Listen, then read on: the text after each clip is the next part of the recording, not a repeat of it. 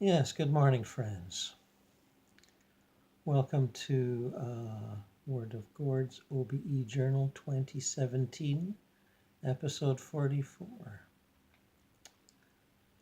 And this morning, as it is beginning to be morning, I'd like to go over a few points of discussion before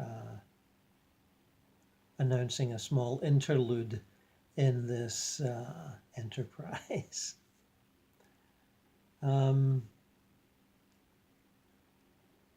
main points have been to show myself and all of you watching and listening that we are more than able to go out of our bodies every night while asleep. It is only the method that some people use, popular method of projection of the astral body from the sleeping physical body, with all its attendant rituals and metaphors, the vibrations, the rollout, the sudden shocks that bring you back to the body without warning. This method, while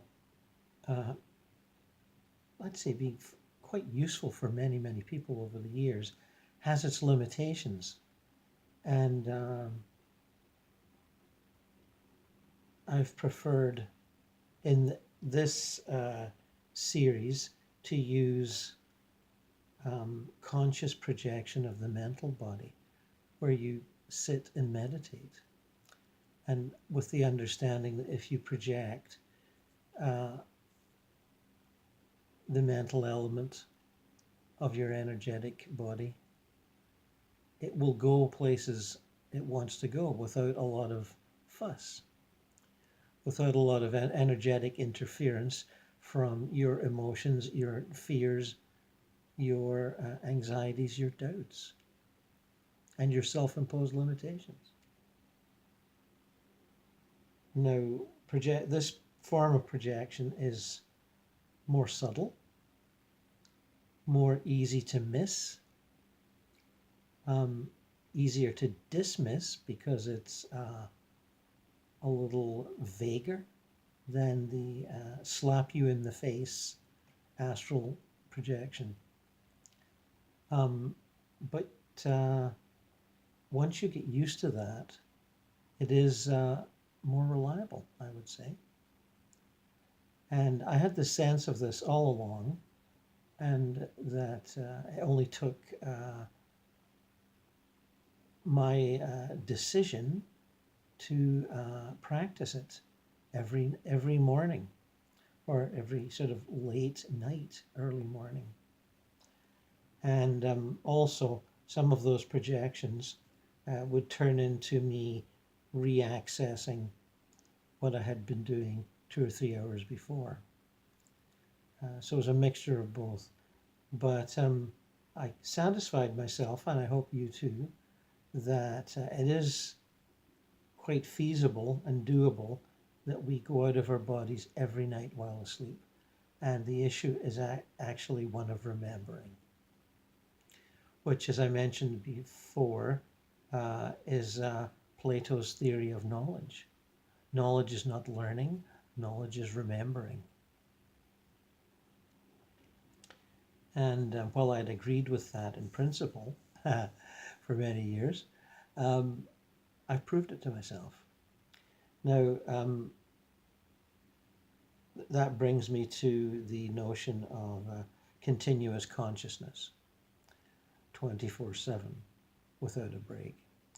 And that is talked about in the old esoteric books, theosophical books, and channeled books referring to the Ascended Masters, because they will talk about that it is a goal of the aspirant as the aspirant moves towards being the adept.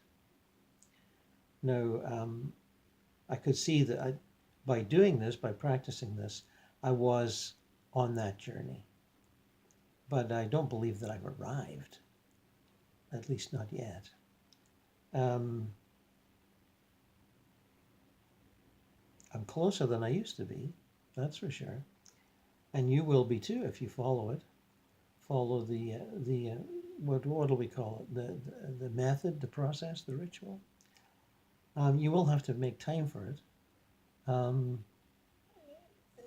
as one would make time for any meditation at all.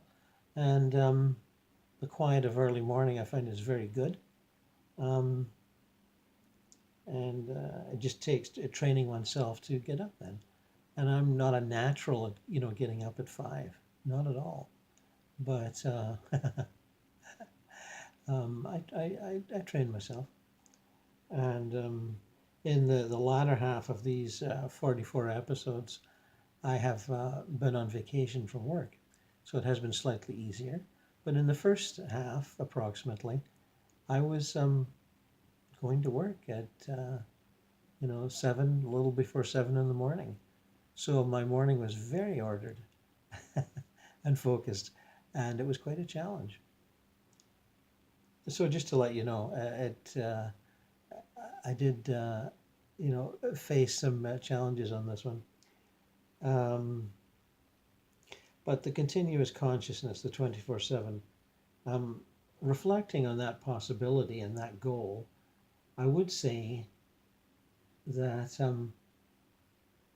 as I look back, and I've done this already in a few, to say episode 15 or 19 or 23 or 7, I can't remember what's on those. I don't have any kind of a clear memory unless I look at the video. I remember bits and pieces. I remember talking to Krishnamurti. I certainly remember talking to Maitreya. Those are more recent. But the earlier things, it's a bit like, in fact, it's almost exactly like recalling who you had lunch with a month ago. Then you remember, oh yes, it was so-and-so. And what did we talk about? Well, sort of vague recollection.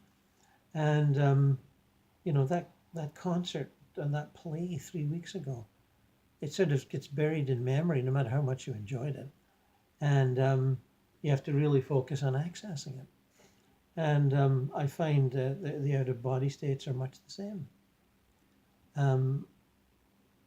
That's partly an old habit of mine that I have mentioned in a number of occasions and blogs and whatnot, that in order to maintain a semblance of emotional and psychological balance in your day life, it's not good to be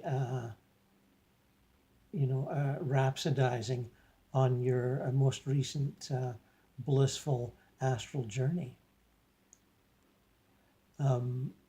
much as you might like to.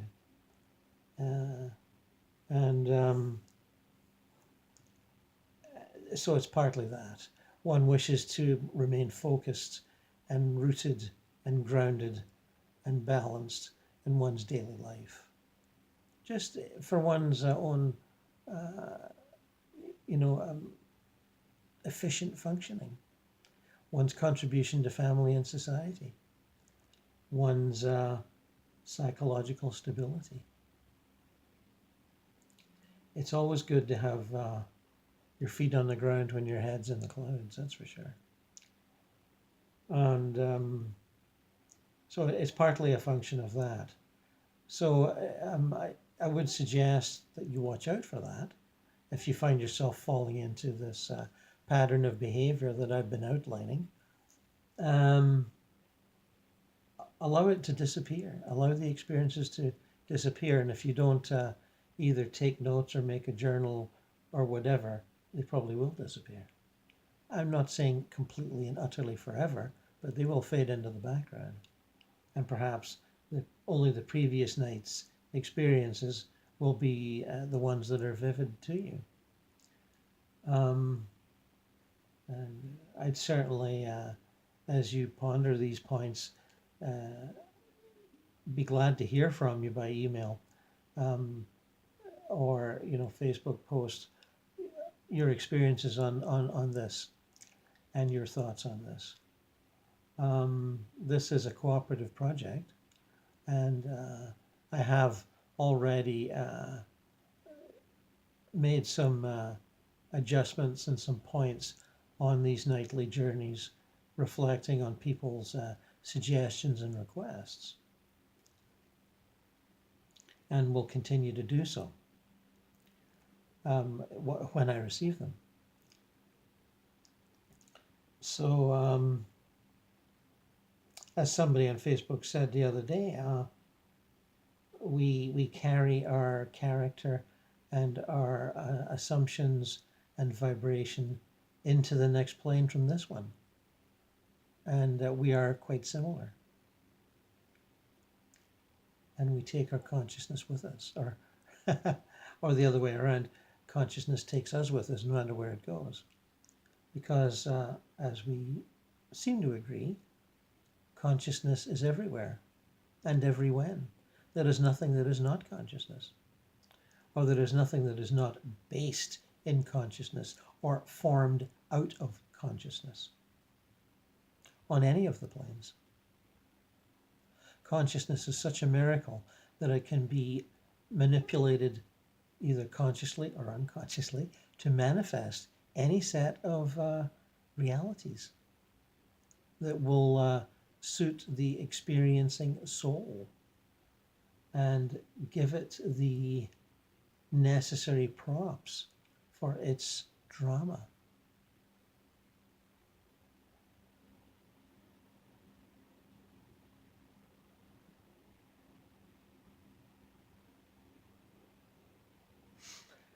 It seems to me now, episode 44, that and that some of you are having difficulty or challenges in following these episodes day to day. They have all been done in sequence. Number 1 was first, number 2 was on the second night, number 3 on the third night, going forward right up to today, July the 27th. So that was on purpose. Of course, I wanted to prove to myself that one could not only project, but recall that projection in a fair bit of detail. And as I said earlier, it was very quickly proved impossible to verbalize all the experiences I would have, or Astral Gordon would have every night. I'd get all caught up in describing one or two. But there were more.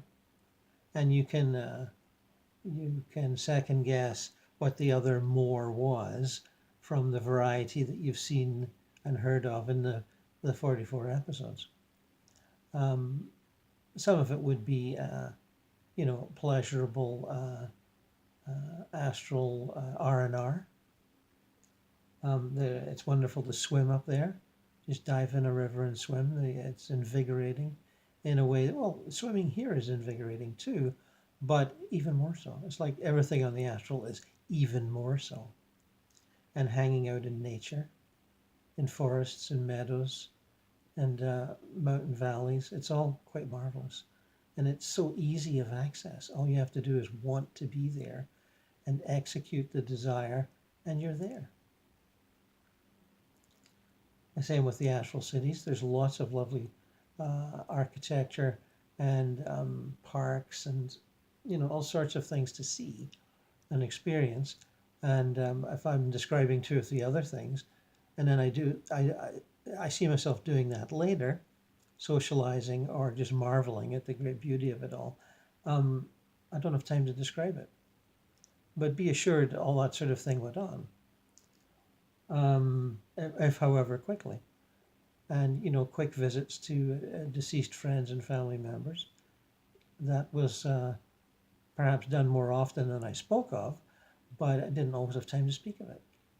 And I think people are having enough issues with a video that's 45 or 50 minutes long. they could easily be an hour, hour and a quarter. And I don't want to sort of start boring people or dominating their their daily schedules.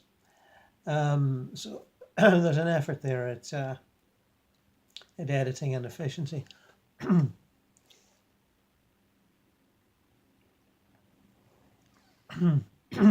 But understand that it is quite possible energetically.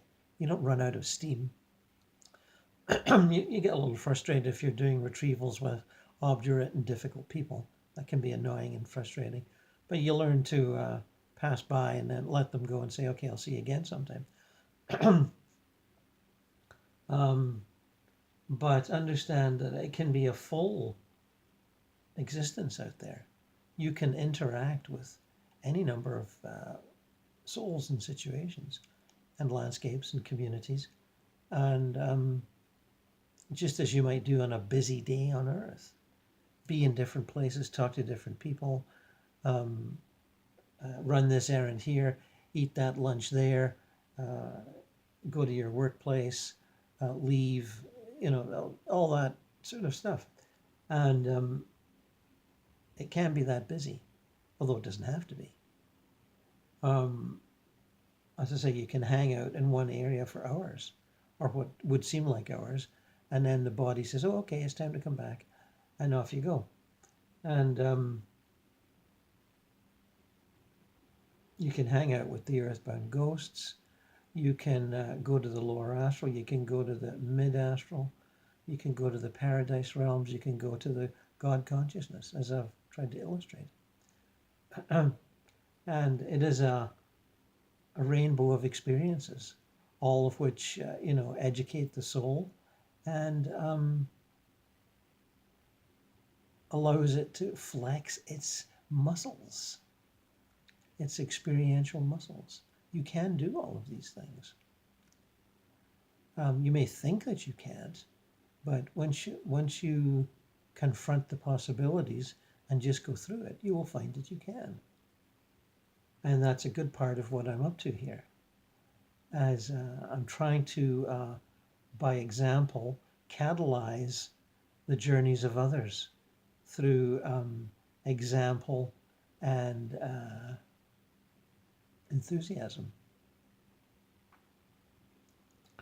The bridge between the planes is being built and has been for many hundreds of years, but also in the last couple of hundred more intensely, and in the last 50 to 80 even more intensely. I'd say at least since World War I, when the massive amount of death caused such in a short period of time. And I include the Spanish flu afterwards, because if you check the figures, gosh, nearly as many people died worldwide from this flu epidemic in the year or so after the end of World War I as died in the war.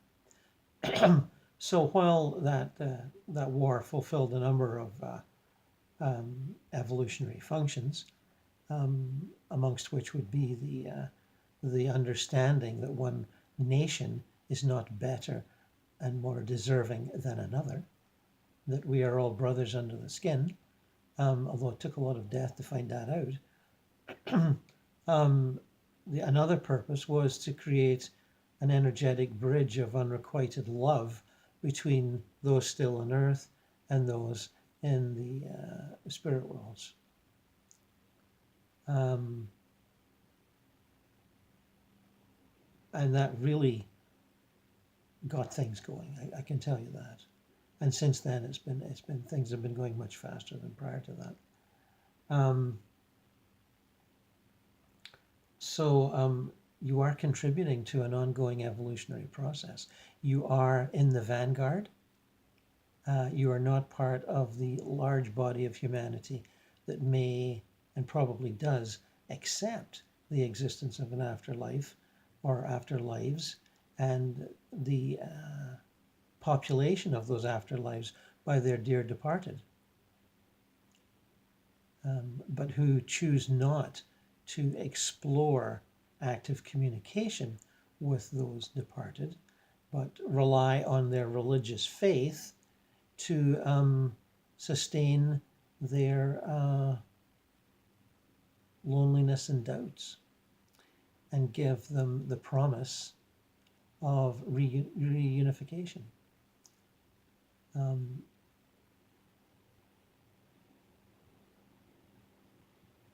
They do provide a bulwark of faith upon which the doubts of humanists and materialists scatter on top. And those humanists and materialists provide a good, an important function too. It needs to be seen after centuries of religious dominance and repression that people can express their doubts or their disbelief or their skepticism with free will and free choice and not have it suppressed. And that expression will not destroy the heaven on earth that religions would like to sell you. They have expressed themselves in this manner in the thousands and the millions, particularly the intellectual elite, who are almost all skeptical materialists, and the media.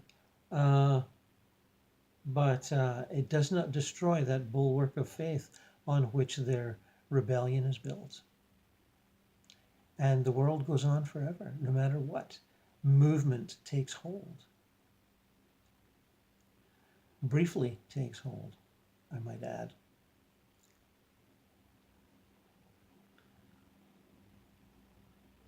Empires come and go. Rise and fall, attain dizzying heights, and then crumble. And we're watching that right now. But be that as it may, that just provides a background for individual experience and growth. It is our individual ascent or reascent to the heights of consciousness in order to experience our omnipresence and omniscience that we started with, that all these playgrounds have been constructed and maintained and will be constructed and maintained. It's the cosmic game. The ultimate cosmic game. Because all forms, all sentient forms, whether they be, trees, mice, horses, eagles, Pleiadians, Arcadians, Venusians, humanoid earthlings, and angels, archangels. We're all on that journey, different aspects of that journey. And we're finding out how taking on certain forms and certain levels of consciousness leads to certain experiences and certain evolutions of experiences. And hopefully we're all taking notes for the great data bank in heaven, where it can all be accessed by anyone curious enough to access them. Certainly there are libraries on the, I'd say, upper astral plane and lower mental plane, where you can access not only all your own past lives, but the past lives of others in other cultures that you may not have participated in, or sentient beings on other planetary areas, and what they experienced as they evolved in their form and with their set of limitations. All that can be accessed if you wish to take the time and effort to do so. And those data banks are always being increased, added to. Such is the marvel of this great experiment. And my little 44 days is just tipping our toes in the water. But as I look at the number of hits, I see number one is up to, moving up close to 200, and the others are down 30, 40, 50. And it would seem to me we'd all benefit from me taking a break so that the rest of you, or some of the rest of you, can play catch up at a pace that suits your daily lives. And that is what I intend to do. There will be an intermission.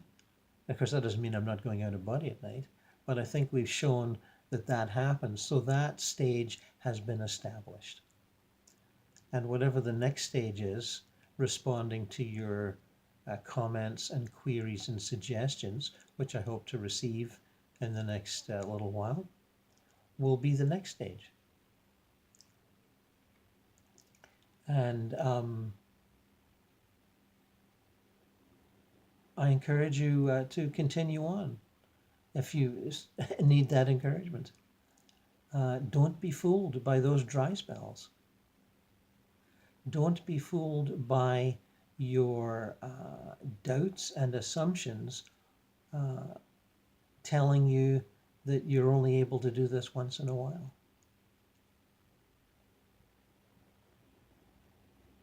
Just as you are not fooled by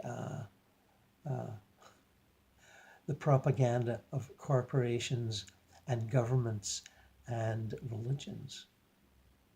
Don't be fooled by the propaganda of your own doubts, fears, and limitations. You are an eternal being that can access all areas, both backstage and front of house.